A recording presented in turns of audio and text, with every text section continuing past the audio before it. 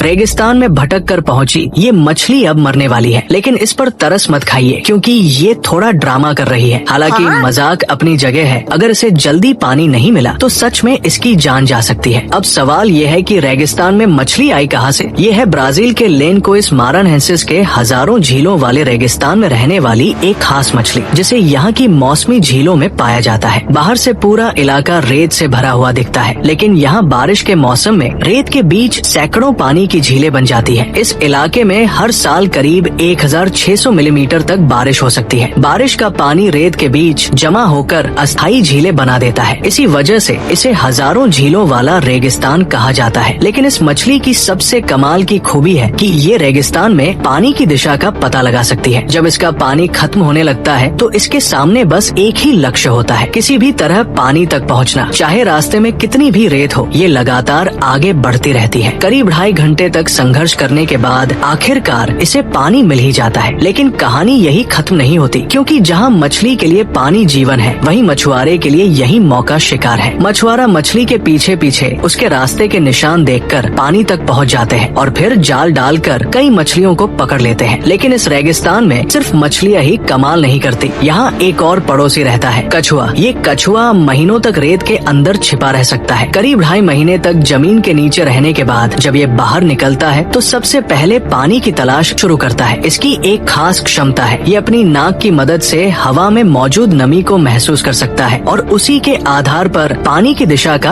अंदाजा लगाता है। ऊपर से रेत का तापमान करीब 70 डिग्री सेल्सियस तक पहुंच सकता है, यानी इसके लिए हर कदम एक मुश्किल है। इसे पानी ढूंढने के साथ साथ सूरज की दिशा से रास्ता भी समझना पड़ता है। फिर अचानक बारिश शुरू हो जाती है। कछुए को थोड़ी राहत मिलती है और उसे पानी भी मिल जाता है, लेकिन बारिश रुकते ही फिर वही समस्या, पानी की तलाश। आखिरकार जब उसे नीचे पानी दिखाई देता है तो वो ऊंचाई से नीचे उतरने का फैसला करता है और फिर कछुआ सीधे पानी में जा गिरता है। कम से कम अब उसे पानी तो मिल गया। रेगिस्तान की इस दुनिया में जिंदा रहना आसान नहीं है। यहाँ हर जीव को पानी के लिए अपनी अपनी अनोखी तरकीब अपनानी पड़ती है।